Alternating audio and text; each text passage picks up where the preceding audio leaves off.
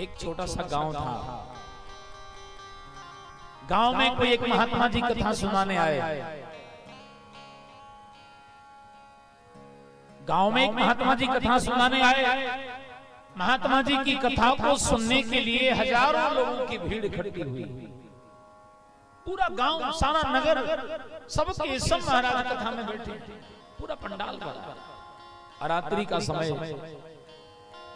महात्मा जी कथा सुनाने में बड़े मगन हो रहे हैं, श्रोता लोग सुनने में बड़े मगन हो रहे हैं। रात्रि का समय एक चोर कहीं से चलता हुआ आया। जहां पंडाल लगा था, पंडाल के सामने से रोड था, सड़क निकली हुई थी, तमाम लोग वहां से आते जाते निकलते रहते। उसी रास्ते से चलता हुआ एक चोर आया। अब चोर तो चोर है भाई, उस चोर को लगा ये देखें तो सही हो क्या रहा है। इतना बड़ा पंडाल लगा है, बाबा जी बैठे हैं, बहुत सारे लोग हैं, बड़ी भीड़ है, ये कर क्या रहे हैं। एक मिनट के लिए वो चोर खड़ा हुआ और संयोग की बात कि उसी एक मिनट में महात्मा जी का बोलना। महात्मा जी अपने भक्तों को समझा रहे हैं, बोले भैया जिंदगी में 3 बातों को याद रखना, तुम्हारे जीवन का कल्याण हो जाएगा। अपने जीवन में 3 बातों को याद रखना, तुम्हारे जीवन का कल्याण हो जाएगा। और वो 3 बातें कौन सी हैं? पहली बात, कभी झूठ मत बोलो। दूसरी बात, जिसका खाओ उसका निभाओ। और तीसरी बात, जीवन में जो भी करो सोच विचार करके ही करो। ये 3 बातें अगर जीवन में याद रखोगे तो तुम्हारे जीवन का कल्याण हो जाएगा।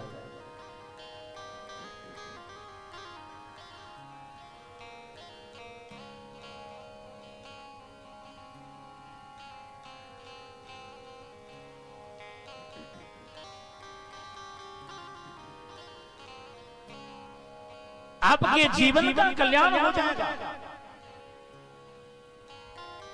वो चोर को लगा ये तो बाबा लोग ऐसे बोलते ही रहते हैं, इनका तो ये काम ही यही है। अरे मैं काहे को बाबा जी की बातों में पढ़ाऊं भाई, चोर हूं, कहीं चोरी करूंगा, अपना समय खराब क्यों करूं।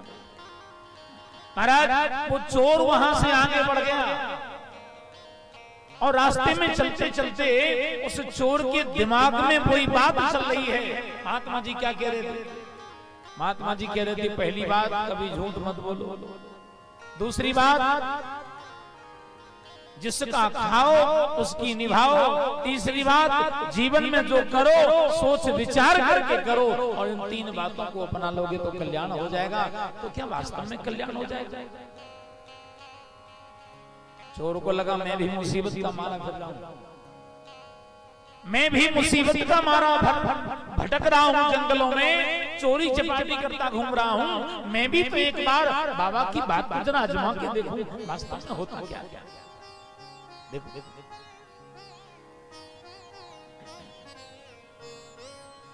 राजा के खजाने में जा रहा है चोरी करने के लिए। जब राजा के खजाने के अंदर जाने लगा चोरी करने के लिए, तो राजा के 4 सिपाहियों ने दौड़ करके, हाथ में तलवार है, कौन है? भाई सिपाहियों का काम है पूछना। आधी रात को कोई अपरिचित व्यक्ति, ऐसे अनजान व्यक्ति रात के समय अंदर जाएगा तो पूछने का, रोकने का काम है। कौन हो भाई? उसको लगा महात्मा जी ने कहा तो झूठ मत बोलो। दोनों हाथ बांध के खड़ा हो गया, सीना तान के खड़ा हो गया, बोला मैं चोर।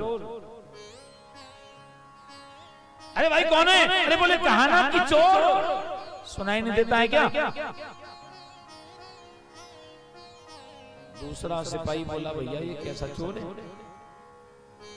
अरे चोर होता तो ऐसे सीना तान के खड़ा होता क्या?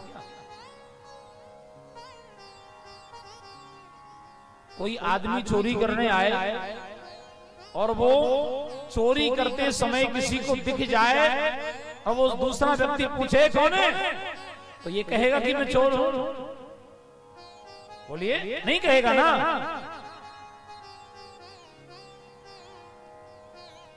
या तो भागेगा या छुपने की कोशिश करेगा, और अगर गलती से पकड़ा गया तो बहानेबाजी करेगा। लेकिन ये तो नहीं कहेगा कि मैं चोर हूं। तीसरा वाला सिपाही जमीन में डंडा ठोकते हुए, कौन है? बोले कहा ना कि चोर।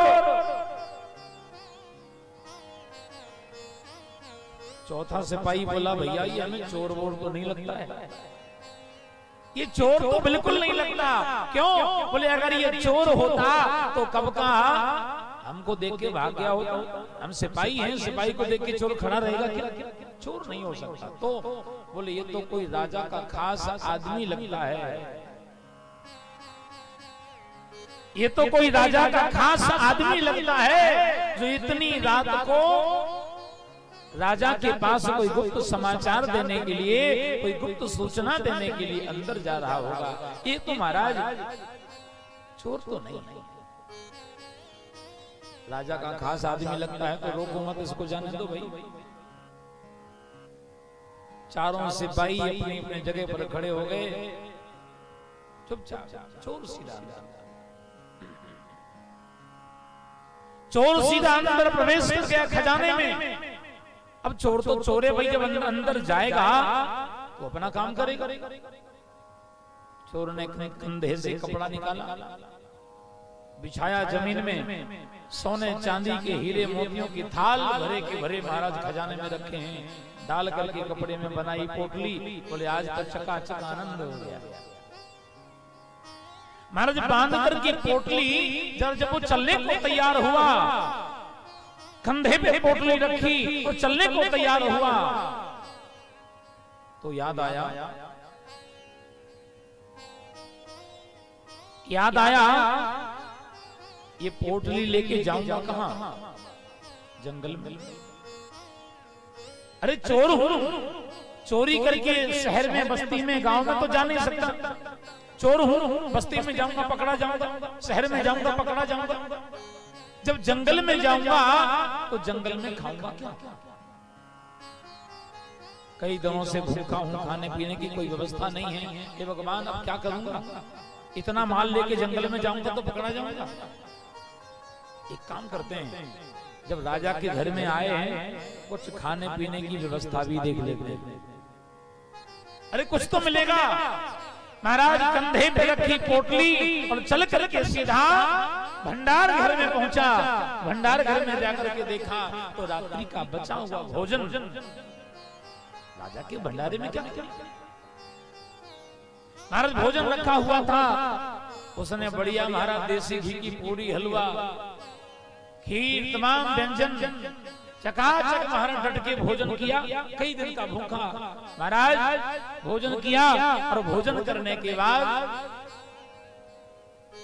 उठाई अपने सोने की चांदी की भरी पोटली, हीरे मोतियों की रखी, कंधे पे चलने को तैयार।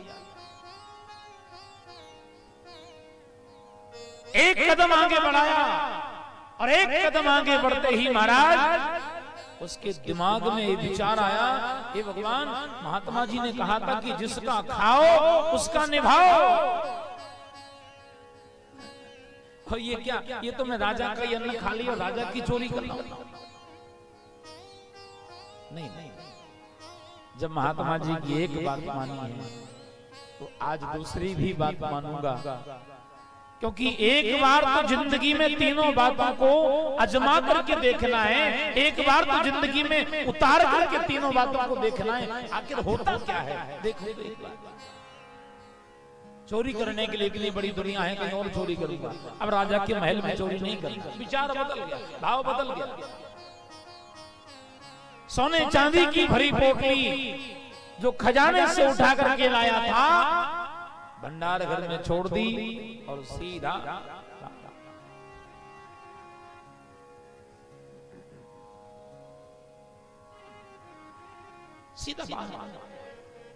और महाराज जैसे वो बाहर निकला, सुबह हुआ, प्रातः काल होते ही पूरे नगर में शोर मच गया। राजा के महल में चोरी हो गई, राजा के महल में चोरी हो गई।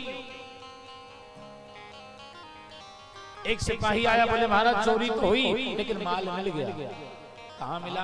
बोले महाराज खजाने से चोरी हुई लेकिन भंडार घर में रखा मिला।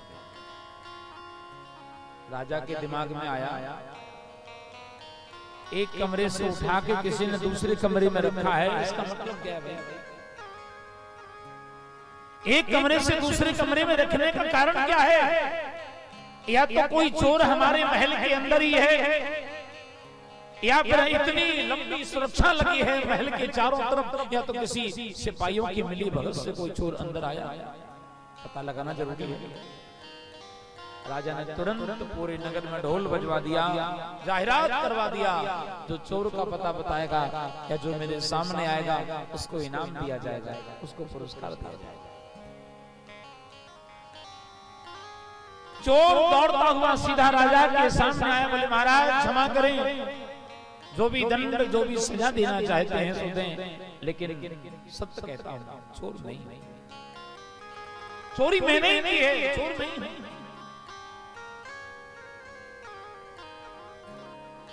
राजा ने कहा तुम सत्य बता, सत्य बोल, क्या चोरी तूने की है? बोले हाँ महाराज चोरी मैंने की है। निवेदन करता हूं आपसे महाराज, चोर तो हूं लेकिन ईमानदार हूं। चोर तो हूं लेकिन झूठ नहीं बोलूंगा, जो कहूंगा बिल्कुल सत्य कहूंगा।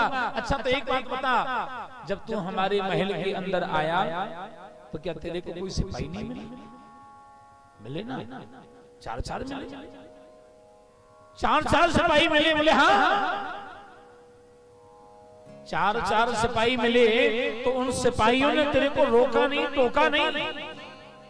आपके सिपाहियों ने कहा कौन? तो मैंने कहा ना महाराज कि मैं झूठ नहीं बोलता। आपके सिपाहियों ने कहा कौन? मैंने कहा चोर। अब आपके सिपाहियों ने मुझे क्यों नहीं पकड़ा महाराज? तो आप उनसे ही पूछो मुझे क्या, आप उनसे ही पूछो मुझे क्या पता।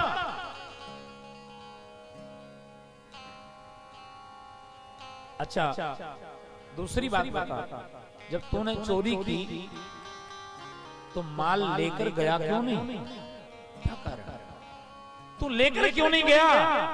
बोले मालिक मैं तो ठहरा चोर, जिंदगी में कभी कथा वथा सुनी नहीं, कथा वथा में गया नहीं, कभी साधु संतों की संगति जीवन में की थी। आपके महल में चोरी करने आ रहा था और रास्ते में एक बाबा जी कथा सुना रहे थे। संयोग से 1 मिनट के लिए मैं खड़ा हो गया। उस 1 मिनट में बाबा जी की बात बड़ी अच्छी लगी। 1 मिनट में बाबा ने जो कहा वो बाबा की बात बड़ी अच्छी लगी, दिमाग में जम गई। बस इसलिए मैंने बाबा की बात को मान लिया। बाबा ने कहा था कभी झूठ मत बोलो, मैंने झूठ बोलना छोड़ दिया। मैंने झूठ बोलना छोड़ दिया। आपके सिपाहियों ने कहा कौन? मैंने कहा चोर, मैंने झूठ नहीं बोला। महाराज मैंने आपके महल का माल चोरी किया, सोना चांदी हीरे मोती उठाए। जब मैं लेकर जाने को तैयार हुआ तो मेरे को भूख लगाई और मैंने आपके महल में, आपके घर में अन्न खा लिया, आपके घर का नमक खा लिया। तो मालिक आप ही बताओ, जब आपके घर का नमक खाया है, जब आपके घर का अन्न खाया है, तो आपकी चोरी कैसे करता?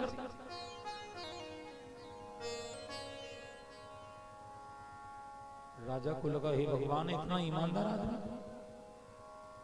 कर्म से चोर है। कर्म क्या है? चोरी करने का है, और इतना ईमानदार कि हमारे घर का अन्न खाया तो हमारे अन्न की निभाई, हमारे नमक की निभाई। लोग खाते हमारा है और निभाते दूसरों की। ऐसा ईमानदार आदमी तो ढूंढने से भी नहीं मिलेगा। ऐसा ईमानदार आदमी तो ढूंढने से भी नहीं मिलेगा भैया। राजा का हृदय प्रसन्न हो गया और राजा ने उसी समय आदेश दे दिया, आज से तेरी ईमानदारी को देखते हुए हमारे राज्य का महामंत्री नियुक्त किया जाता है। आज से तुझे हमारे राज्य का महामंत्री बनाया जाता है। कहां फिरता था महाराज जंगलों में चोरी करते हुए, कहां मारा फिरता था, और आज एक राज्य का महामंत्री होना कोई छोटी मोटी बात है क्या?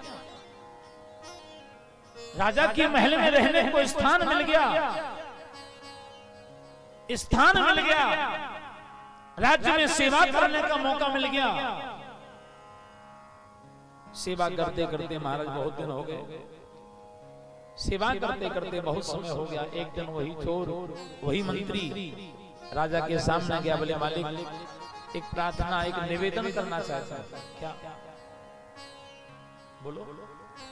महाराज आज से बहुत साल पहले मुसीबत का मारा चोर बन गया था। जिंदगी में थोड़ी मुसीबत क्या आई, जिंदगी में थोड़ी परेशानियां क्या आई, मैंने अपनी पत्नी को त्याग दिया, घर छोड़ दिया, चोरी करने लगा, अधर्म का रास्ता अपना लिया, पाप करने लगा। लेकिन मालिक आपकी कृपा से, भगवान की दया और वो महात्मा की कृपा से बाबा की दो शब्दों ने मेरा जीवन बदल दिया। जिंदगी में अच्छा समय आया है, अच्छे दिन आए हैं, तो मैं चाहता हूं महाराज कि इन अच्छे दिनों में अपनी पत्नी को भी सम्मिलित करूं। अगर आप कह दो तो अपने गांव जाकर पत्नी को ले आओ। राजा उसकी सेवा से बड़ा प्रसन्न। राजा ने कहा ठीक जा, अभी जा इसी वक्त, और सुबह होने के पहले रात्रि में ही अपनी पत्नी को लेकर के वापस आना। महाराज को मंत्री घोड़े पर बैठा, बगल में तलवार रखे। अब मंत्री है तो बड़े ठाट बाट हो गए। दौड़ता हुआ रात्रि में अपने गांव पहुंचा, अपने घर पहुंचा, और महाराज जब जाकर के अपने गांव में देखा कि आज भी उसकी पत्नी उसी झोपड़ी में ही सो रही है, उसी झोपड़ी में ही सो रही है। लेकिन आज उसकी पत्नी के बगल में एक जवान पुरुष, एक जवान आदमी उसकी स्त्री के बगल में लेटा हुआ है, बगल में बिस्तर पर लेटा हुआ है। देखा ये कौन है? ये पुरुष कौन? कहीं ऐसा तो नहीं कि मेरे जाने के बाद मेरी पत्नी ने कहीं दूसरा विवाह तो नहीं कर लिया? और अगर ऐसा किया है तो अभी का अभी दोनों को खत्म कर दूंगा। महाराज आंखें लाल पीली हो गई, तुरंत तलवार निकाली, बोले अभी दोनों को मारता हूं। महाराज क्रोध में आया और तुरंत तलवार निकाली। जैसी तलवार निकाली, महात्मा जी की वो तीसरी वाली बात भी याद आ गई। महात्मा जी ने कहा था, जो भी करो सोच विचार करके ही करो, बिना विचारे जो करे सो पाछे पछताए, काम बिगाड़े आपनो जग में होत हंसाए।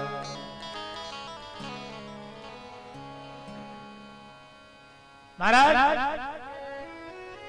उसको लगा कि महात्मा जी ने कहा था कि जो भी करो सोच विचार करके ही करो,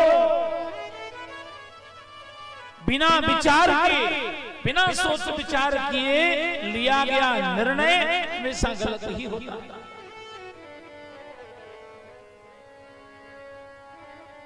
उसको लगा एक बार पूछ लेना चाहिए। महात्मा जी की बात याद आई तो दिमाग को थोड़ा ठंडा किया और तलवार को अपनी म्यान में रखा। एक बार पूछ तो लूं मामला क्या है। अरे मारना होगा तो तलवार हाथ में मार दूंगा। मेरे भाई, जब तक आपको किसी चीज के बारे में पूर्ण जानकारी ना हो तब तक उस चीज के बारे में निर्णय लेना गलत है। आपसे किसी ने कोई बात कह दी, भाई फलानी कोई भी बात ऐसी हो गई, कोई काम ऐसा हो गया, ये आपने देखा नहीं है और आपने केवल अपने कानों से सुना है और आप भी उस बात का दुष्प्रचार करने लग गए, ये गलत है। मुख से वही बोलिए जो आपने आंखों से देखा है, क्योंकि कानों से सुनी हुई हर बात सही नहीं होती। इसलिए किसी भी चीज को निर्णय करने से पहले विचार जरूर करिएगा। कहीं ऐसा तो नहीं कि आप दूसरों की बात को सुनकर के अपने जीवन में कोई गलत निर्णय नहीं लेने जा रहे हैं।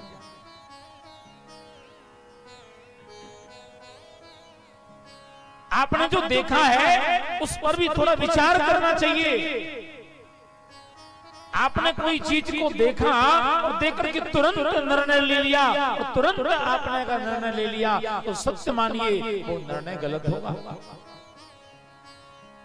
इसलिए थोड़ा सा विचार करने की आवश्यकता है। महाराज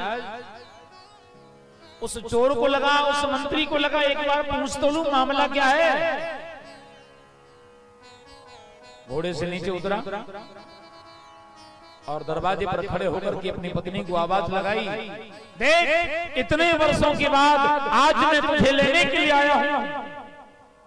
महाराज जैसे उसकी पत्नी ने अपने पति की आवाज को सुना तुरंत दौड़ करके गई, उठकर बिस्तर से और अपने पति के चरणों से लिपट करके रोने लगी। स्वामी कहां चले गए थे आज, कहां चले गए थे आप?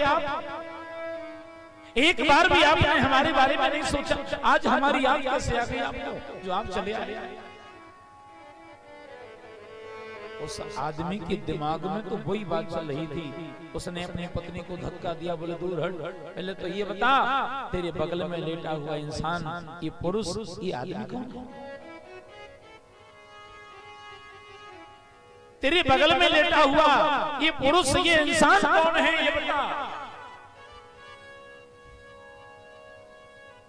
उस स्त्री की आंखों से आंसू बह रहे हैं। दोनों हाथ जोड़कर बोलती है, स्वामी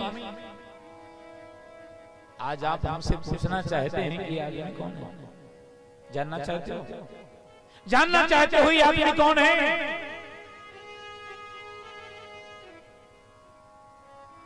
आज से 20 साल पहले जिस बच्चे को तुम हमारे गर्भ में छोड़ करके भाग गए थे ना, ये वही 20 साल का जवान तुम्हारा बेटा है और मैं तुम्हारी पत्नी हूं। आपने एक बार भी नहीं सोचा,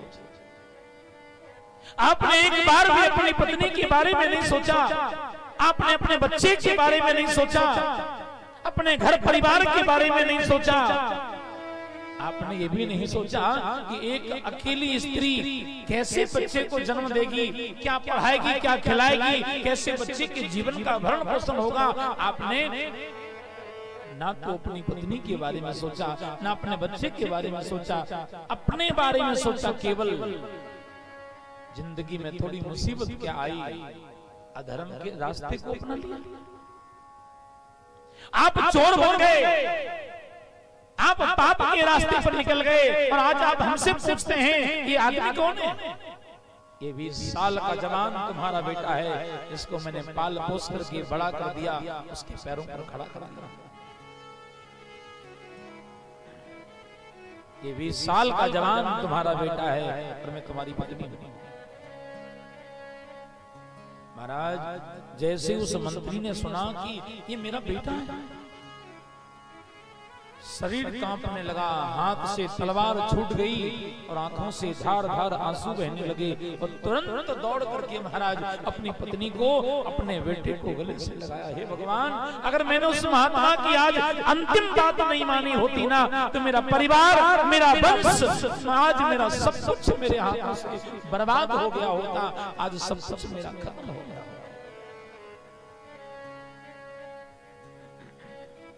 महात्मा जी की पहली बात मानी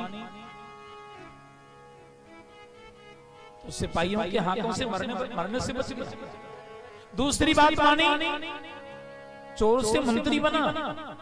और तीसरी बात मानी तो आज 20 साल से बिछड़ा हुआ परिवार मुझे वापस मिल गया। हे भगवान, मैंने 1 मिनट की कथा सुनी, 1 मिनट की कथा ने मेरे जीवन को बदल दिया। अगर 7 दिन की कथा नियम से सुनी होती तो जीवन में कितना कल्याण, कितना आनंद हो गया होता। एक मिनट की कथा, एक घड़ी, आधी घड़ी, आधे में पुण्य।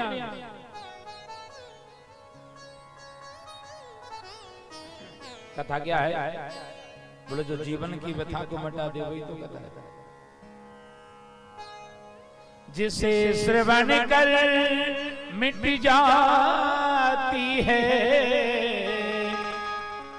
जिसे श्रवण कर मिट